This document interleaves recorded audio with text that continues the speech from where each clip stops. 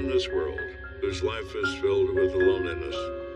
Over the last 6 months, I had been bummed out just because I've been out of work. And they will go to any length to fix that. But I've been talking to this woman online. She lives in Bulgaria. She is in love with him, and he is in love with her. There was that emotional connection. A virtual girlfriend, I guess you could say. Life is grand. The problem is none of it's true. Not even remotely true. Who did this to your family? I don't know. Are there overseas connections? Did they know where the money was going to? Or is this something more bizarre? He was fixated. What will he do to prevent his fantasy world from being destroyed? He was going to take care of it for me. Uh-oh.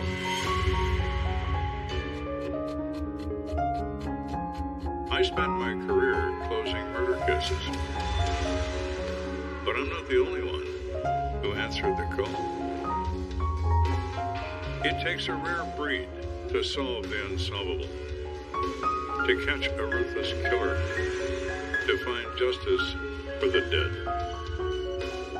That's what it takes to be an American detective.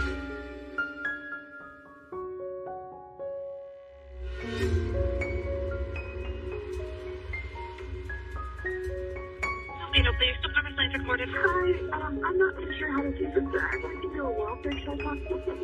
His name is Lilojna-ks. We work together. He didn't show up for work today.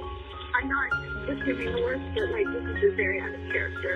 He hasn't missed a day in 5 years, so people become alarmed when the totally reliable Cody Amato is not where he's supposed to be. Deputies from the Seminole County Sheriff's Department arrive at the family home. Deputy Sheriff doesn't get any response after making numerous attempts to try to alert anybody who's inside the house. Knocked on every window, every door. We had to go around back this way. They've jimmied open the French doors with a pocket knife. 3513, we're being cleared in the residence. Sheriff's office! When they entered the home, the police, they found a pretty grisly scene with blood everywhere. And a dead body in the kitchen.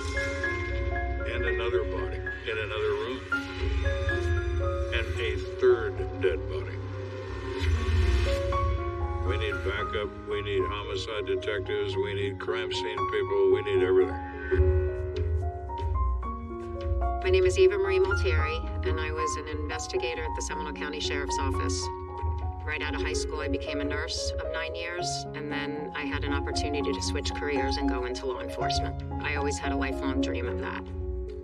I really enjoyed the adrenaline and just being there for the families. I received the call from the road that we have 3 bodies, and it's all hands on deck. It definitely is a shock for the area. Chiliota is not a place that we go for homicides.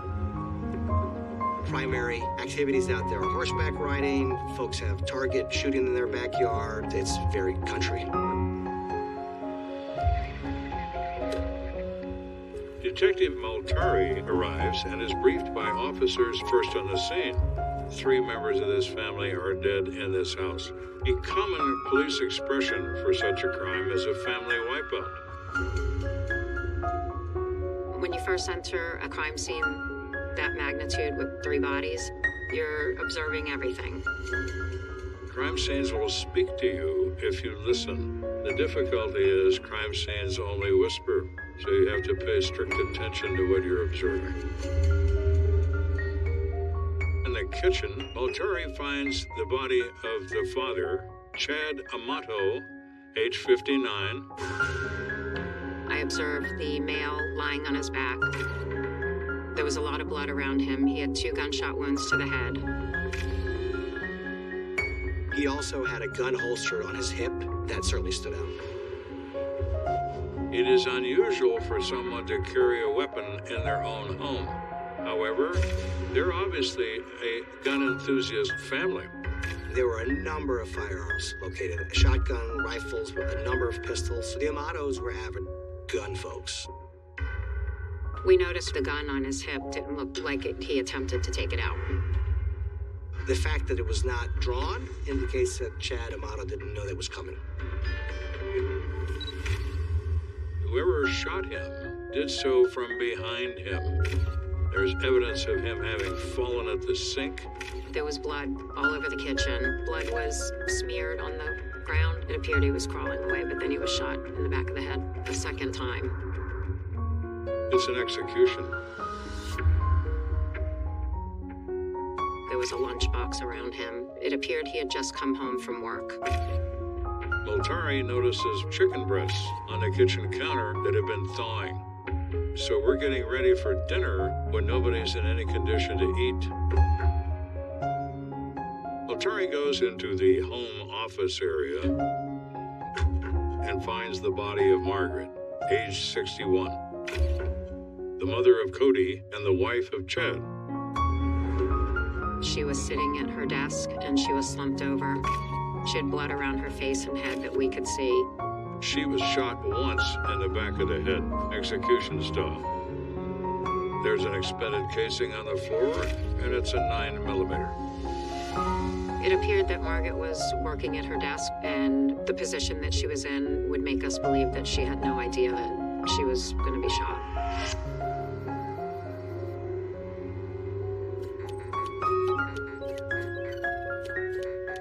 She is playing a computer game and having a glass of wine when somebody decides to blow her brains out. If she heard someone walking up to her from behind, she wouldn't be fearful. No one anticipates being murdered in their own home.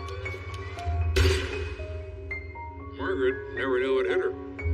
Never knew. Finally, Multari turns her attention toward Cody, the 31-year-old nurse anesthetist that the co-workers initially called about. They found Cody in the entryway between the garage and the gym area. He was lying in a fetal position, wearing scrubs as if he was coming back home from work. He was shot once in the face and an exit through the back of his head. There are no signs of a defensive position, no signs of a struggle. We noticed right near Cody's body was a 9mm pistol. Cody Amato was known to carry a firearm, so it's not necessarily unusual for a firearm to be next to his body. It is possible that Cody Amato had a gun in his hand to fend off the attacker and dropped it when he was killed. So we have 3 members of the Amato family shot to death with a 9mm. What we don't find is any reason why they all needed to die. We don't know if Chad is involved because he has a handgun on him. We don't know if Cody's involved because he has a gun near him.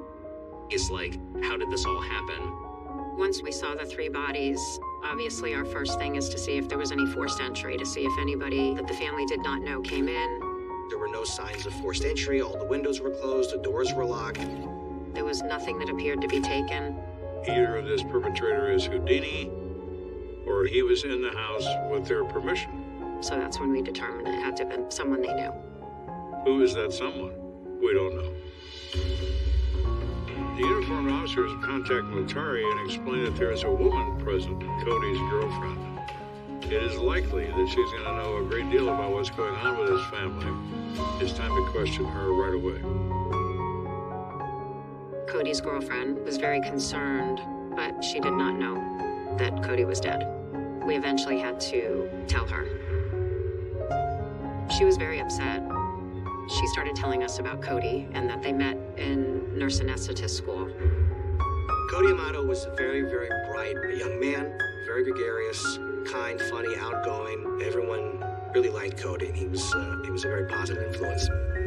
Chad Amato was a pharmacist. He was successful, worked long hours, a family man, was always there for his boys. Margaret was also in the medical field. She loved horses. She loved the outdoors. She was a loving mother to her 3 kids. Multari learns there are 2 other sons in this family, a 29-year-old son named Grant and a 36-year-old son named Jason. Military asked the obvious question, is there anything going on in Cody's life that's causing him to be upset or frightened or angry? The girlfriend, she said, oh yeah, he has told me that there are many arguments going on in the household and it stresses him out. The girlfriend told me that Cody received a call the night before saying that there was a problem at the home and that he needed to leave work and come home and fix it. He said he had to go deal with some stupid bullshit with his family in a very angry tone. He storms off in an obvious state of distress, and that was the last time she saw him. So what can that tell you? Well, after determining that there was no forced entry, it did cross our mind that Cody killed his parents and then turned the gun on himself. Could it be their own son? Yeah, it could. Detective Maltari is trying to determine what happened to this family, shot to death in their own home. Looking at the wound in his face, is it possible that Cody Amato became so distressed with his parents he killed them and then turned the gun on himself? We were trying to establish if it was a murder-suicide, but the injuries were not matching up to that. Cody's gunshot was to his upper cheek area. Normally when we see suicide by gun, it's to the temple. Now, it's unlikely that Cody has a plastic arm. How does he turn a 4-inch barreled handgun perpendicular to his face and pull the trigger? It's not going to happen. It can't happen. And also, what happens with a very close fired pistol is you'll get burn marks from the gunpowder. He didn't have that. This is not a self-inflicted wound. When Cody comes home, he opens that door and now he's dead. Manner of death, homicide. Once we determined that it was probably not a murder-suicide, one thing that was suspicious to us, there was a gun on Chad Amato's waist. The holster is cross-draw. It's on backwards, requiring the gun to be pulled with the left hand. Chad Amato was right-handed, and the way the gun was positioned, it was opposite to how you would draw a pistol, and that just didn't make any sense. Further, this body, it's produced a massive amount of blood, but there is no blood on the holster. This gun, it's put there after the fact. It appeared that the crime scene had been staged. Whoever shot Chad puts a gun holstered on his belt in an attempt to make it look like he was armed and was unable to draw this gun in defense of himself. And then the gun was placed next to Cody to make it look as if he shot himself, to create an atmosphere of murder-suicide and doing the absolutely impossibly worst job of it. You think, well, who is the stupid son of a bitch who did this?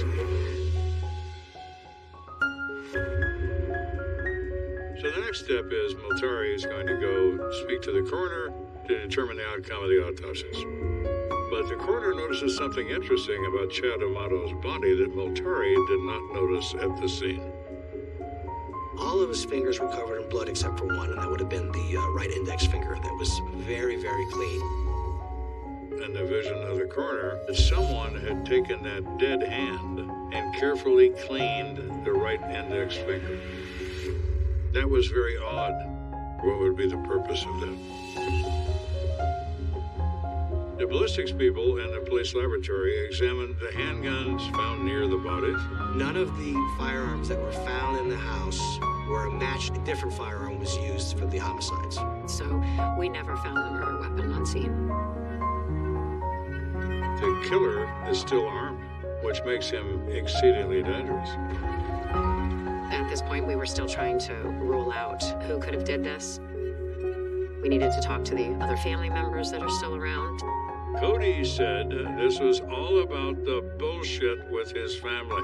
But there are 2 other members of this family that so far are unaccounted for. The 2 other members are Grant Amato and Jason Amato. Grant did live in the home with the family. We don't know what happened to Grant. If he was a victim and escaped, saw something, Jason Amato is Margaret's son from a previous relationship. Raised as a child by the father, even though not a natural child, still a part of the family.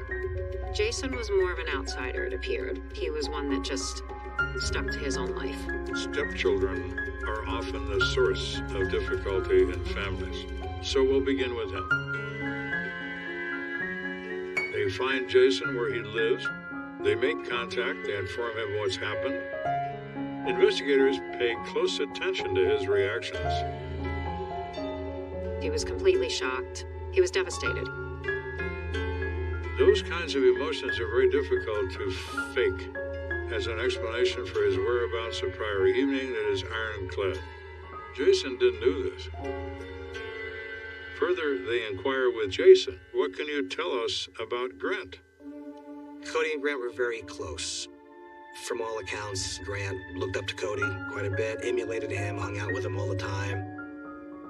Grant was going to follow in Cody's footsteps. He became a nurse, he went to a good school, he got along just fine, but then things around him were kind of collapsing. Jason Amato shared with the sheriff's office that there was, in fact, family strife with regard to Grant. Orlando Police just line reported. We have an employee that we're reprimanding for potential theft medication. He was working in 2018 for a local hospital here as a nurse and had gotten in trouble for essentially overdosing his patients. He has apparently been administering propofol, which is what killed Michael Jackson. He's been giving those to patients, it sounds like. Yeah, that's now prescribed. When he spoke to the Orlando Police Department, he had indicated that he didn't agree with the doctor's prescribed amounts and was taking it upon himself to give these patients relief from their ailments. Grant was someone who is right all the time, knows more than other people, and is smarter than other people. In the state of Florida, when you are giving an excessive amount of medication to a patient, it's considered theft and also medical negligence. Orange County dropped those charges, but he lost his job as a result. After Grant had the legal troubles, he started to spiral downward. He was very depressed, and he would find himself at home, just in his bedroom, gaming a lot on the computer. He was alone, he was lonely, he had no direction, and in that circumstance, unsurprisingly, you go into the world of being online and finding someone to spend time with. Jason is aware that Grant now has a girlfriend and that they met online and that he is a much happier person than he's been in the recent past. But where is Grant? What is he up to? At this point, Grant is certainly a person of interest, perhaps even a suspect. It's all hands on deck to try and find him, to talk to him. We were looking at his Easy Pass to see his way of travel, his digital footprint from his cell phone, and so we knew kind of an area where he was at. They knew the car that he was in. They knew the plate number, so obviously that was put out. Some very good sheriff's office deputies found that particular car. He was at a hotel in Orange County, 10 miles away from his home. The police show up to the hotel, like, armed to the teeth, looking for Grant. Alright, the car is clear. We need to lock everything down. We need to get in this hotel and start taking people out. Yeah. The police believe that Grant could be involved in this. If they're right, he's got a gun. And he's deranged, definitely. It makes him pretty dangerous. So they're going to take precautions when they approach him. First here at 23, we're going to shut down the hallway. Yeah. Both ends. The first thing you hear is a bunch of snaps being unsnapped, which is everybody's holsters. Can you do me a favor?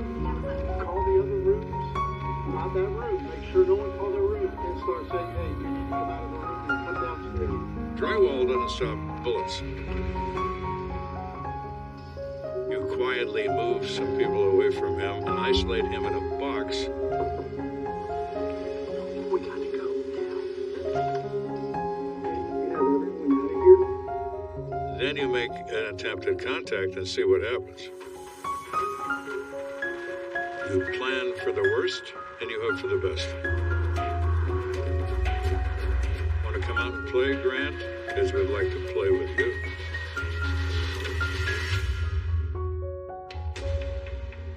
To knock on a door and wonder if it's going to end up in gunfire is an activity that focuses the mind. Let's go. The world slows down.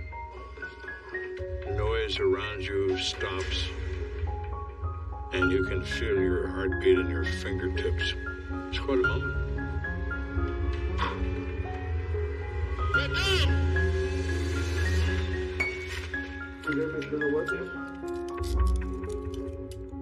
The door opens and it's not Godzilla. It's not even Mothra. It's a little skinny kid who looks like he's scared to death. Well, you must be Grant. He's in his nursing uniform and unarmed. He's completely compliant with them. I mean, I have my like duffel bag and whatnot in there if you guys want to check that. We search the room, we find no gun, no anything. You're being cooperative, sir. We appreciate that. Some Seminole County detectives want to talk to you. When Grant is apprehended at the hotel, he is not charged. I tell him that his family's dead, and he voluntarily went to the Seminole County Sheriff's Office. The forensic team has stayed behind to search the car while Detective Multari and her partner sit down with Grant. Hi, I'm Eva. Hi. How are you? I'm here. So we just want to talk to you a little bit and get this in and out, be on our way. They both know that there's no concrete evidence that ties him to this offense. They need something from him. What do you like to do? What do I like to do? I like to watch anime. Me and my brother kind of started doing that back 5 years ago. In the beginning, we're just trying to build a rapport with him. You speak Japanese? I was going to say, do you understand? I don't. I understand a few words. Grant was not shy to answer any questions. We actually just got like a virtual reality headset thingy for like the computer. That was kind of fun. This isn't normal for knowing that your family's dead, that you're talking to us this calmly and telling us about the things you're interested in. A number of years ago, like me and my brother were actually like gun enthusiasts. We would go like clay shooting. We just kept running with it, hoping that he would open up to us. Over like the last 6 months, I had been bumped out just because like I've been out of work. My dad would like make me feel guilty to that. Grant said he was close with his mother, but him and his father had a lot of tension. My dad's the Leo type A, definitely very overbearing, but he would always rationalize that he's just trying to like secure our future. When was the last time that you and your dad did have, a heated conversation? It would be Thursday. Grant explains the night of the murders, he got in a horrible screaming match with his father. He was yelling at me to pack my stuff and just get out of the house. Grant says he left, drove around for most of the night, and wound up sleeping in his car. When you left your house, everybody was fine. Yeah, everything was fine. He explains to the investigators that the next morning he drives back to his house. I saw like a news van, and then there might have been like a cop car there. So I left. He decides to turn around and go the other way, which is just very odd. A normal person would drive there, talk to the cops, do whatever you can to get down to the bottom of what happened at your home. And then what? I searched for like top stories, Juliota or something like that, and found one. And then I saw that there was shooting. So what was your thoughts when you reviewed this story? I was freaking out, and I didn't know what to do. Grant says that he becomes frightened by this and decides to get a hotel room. What? Grant is telling these detectives a story that would insult a 3-year-old. So what do you think happened? I don't know what happened. He's obviously lying, and he's getting more agitated now that we keep questioning him about it. So they ask him, you say you had a heated argument with your father. Why did he say he needed to go? What was his reasoning? Over the past 4 months or something like that, I've been talking to this woman online. Grant indicates that him and his father get into an argument about his girlfriend. Grant says that he completely disapproves of my girlfriend Sylvie. Where's she? She lives in Bulgaria. Where? Bulgaria. Bulgaria, you say? That's not exactly next door to Orlando, Florida. Who is she? She's as embarrassing as it is. She's a cam model. A what? A cam model. It's like a virtual girlfriend, I guess you could say. And goes on to explain, I buy time to chat with her and have her do things for me. Some of it sexual, some of it not sexual. Because there was like that emotional connection, I guess you could say, between her and me. Like I like, you know, it felt like a relationship. So, how are you? He was telling us that it was his girlfriend and that he was in love with her and she was in love with him. I mean, how true can that be? You're paying her for your time. That's not a true relationship, but that's what he believed. Don't say to me, I can't possibly love this girl, because I do. He is holding on to sanity by a thread. What happens if somebody cuts the thread?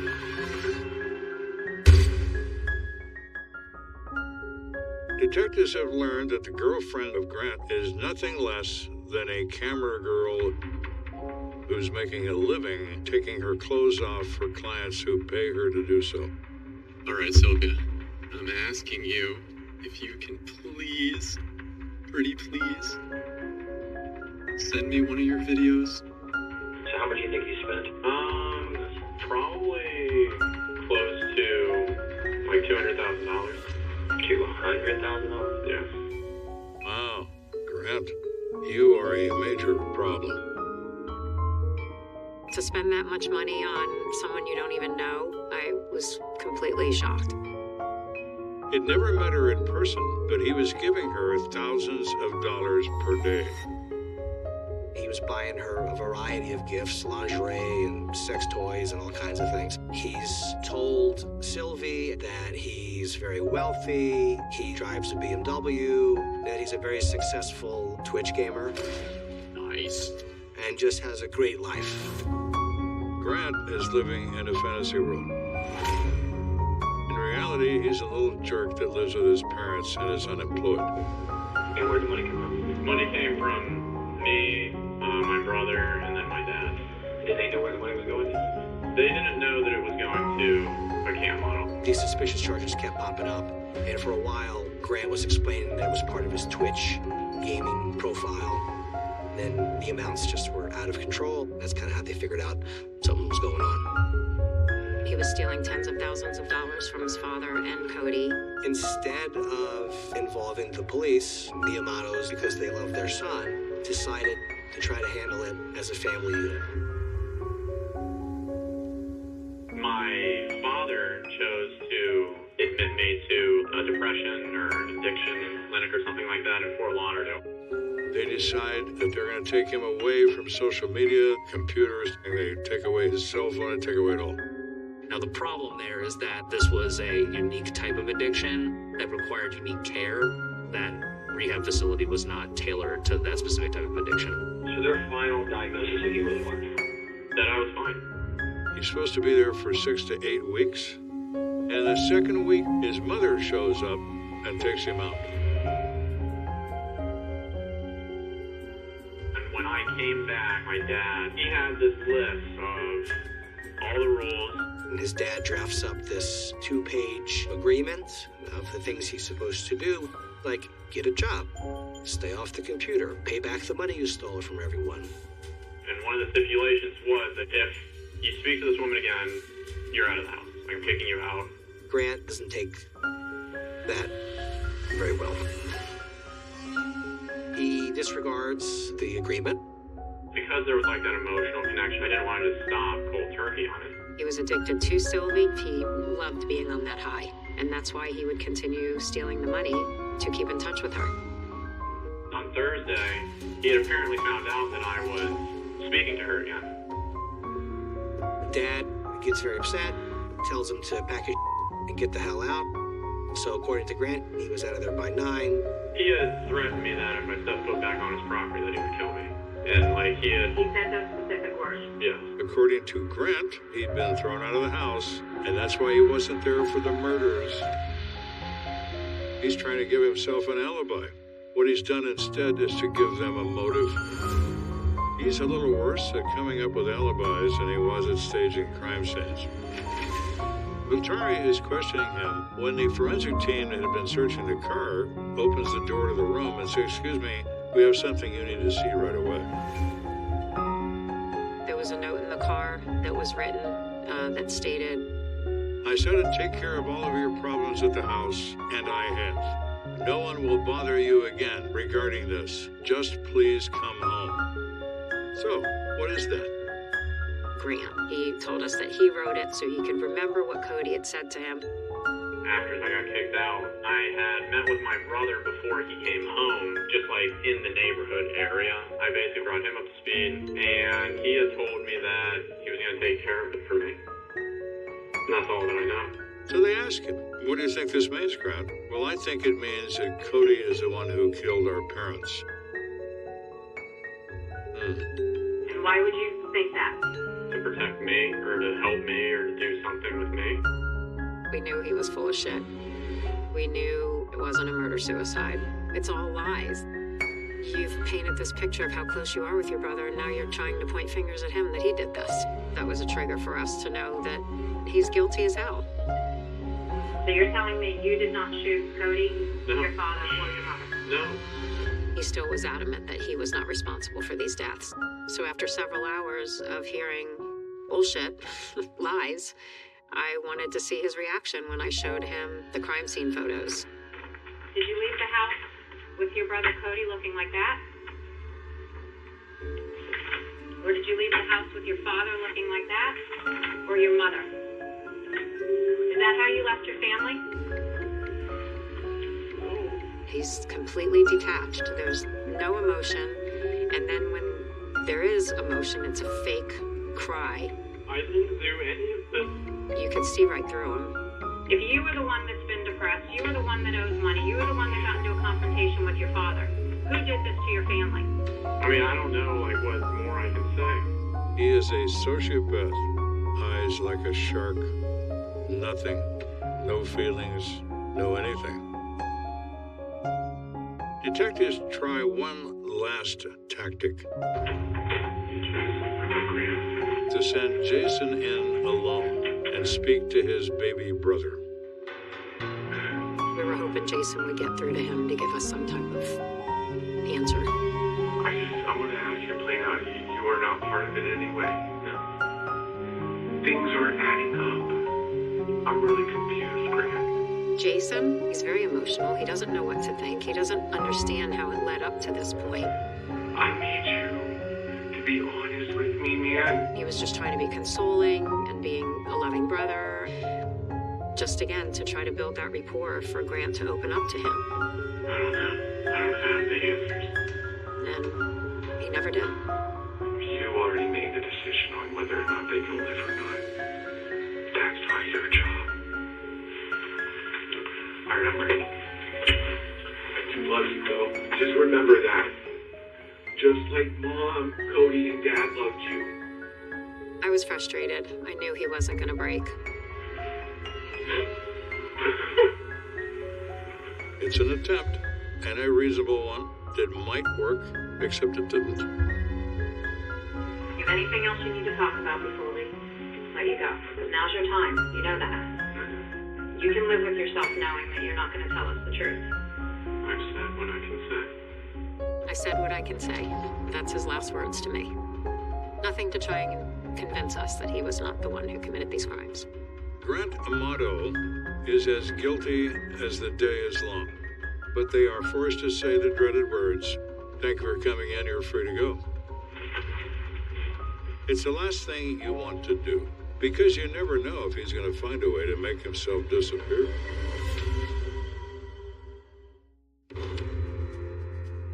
You never want to be the one that has to say, "You're free to go." You're the one that wants to say, "Stand up and turn around, you're under arrest." So we take Grant to a hotel room, and several deputies were placed at the hotel to watch him because we needed time to gather enough for an arrest warrant. Because the sheriff's office knew that Grant was tied to the digital world, they turned their investigation to focus on the digital forensics. So they noticed that the night of the murders, according to Grant's telephone records, he spent $599 to join Sylvie's private video session. Where is he getting this money? Grant is broke. We were able to piece together a minute-by-minute account of Chad Amato's cell phone. They noticed that the cell phone goes silent at 5:52 p.m. So that puts Chad's time of death around 6. But then his fingerprint was used to unlock his banking app on his phone to try and move money around 11 o'clock at night, way after death. Volturi thinks back to the autopsy and recalls that the right index finger of the victim was cleaned and wiped of blood. Light bulb goes off. Grant Amato must have cleaned his father's finger off, placed it on the phone, and unlocked the phone. Bingo.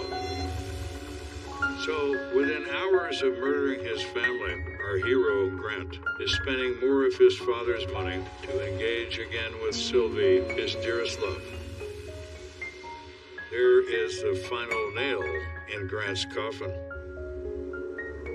We went out to the hotel room, and Grant Amato was placed under arrest for the 3 homicides. He is charged with 3 counts of first-degree premeditated murder.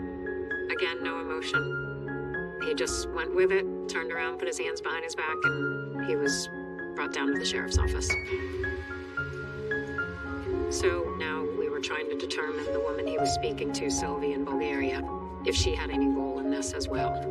We reached out to the Bulgarian consulate, and the sheriff's office realized that the Bulgarian girl had nothing to do with this at all, other than being the object of his affection.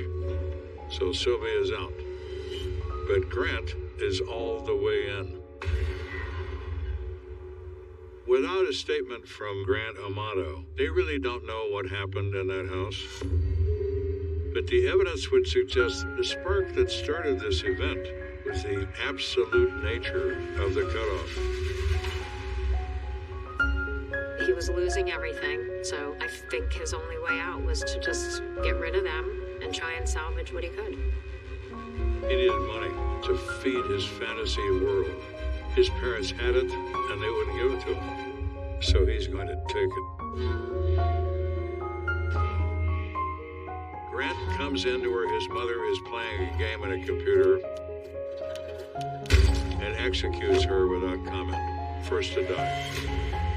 Grant lived there, so he knows all their habits. He positioned himself in the living room, across from the kitchen, and waited for his father to come home.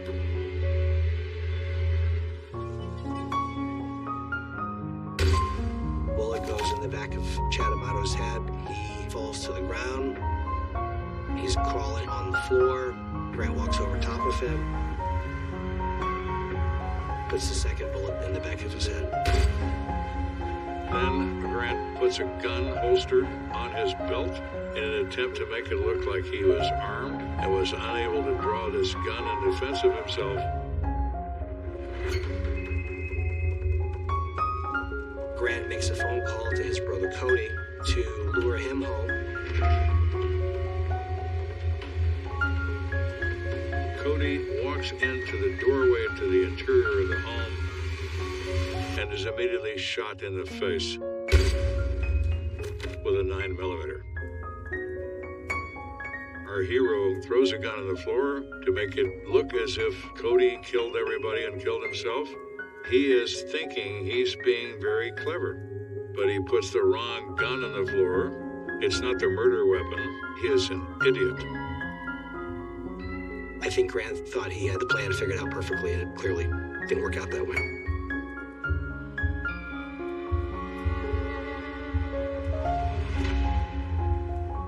Just a few months after the murders, on July 15th of 2019, Grant Amato's trial begins. Grant's emotion in the courtroom was very distant, very cold. He just pretty much sat there. And that was the last time that I saw Cody and my dad. The only time he elicited any kind of response was when we were publishing photographs of Sylvie for the jury. He perked up, was transfixed, and hyper-focused on her. Grant Amato, you've been found guilty for killing both your mother, your father, and your brother. I would sentence you to life imprisonment without any possibility of parole. God have mercy on your soul. When I learned that he was found guilty, that's when I knew me and my team did a good job. The reaction for Grant was no real reaction, just same old flatline Grant Amato. You can't understand people like this. There is no understanding. They do what they do. Grant focused on imaginary love and the imaginary life because he couldn't face reality. Because there was no woman in this country that was going to love him except his own mother. And he put a bullet in her head. You give life, and sometimes that life takes yours. On the next American Detective. There was a curse on the business. She have all these ledgers, all these names. What happens if they don't pay you? It's not gonna be a nice day. Do not with us, or this is going to happen to you, only worse.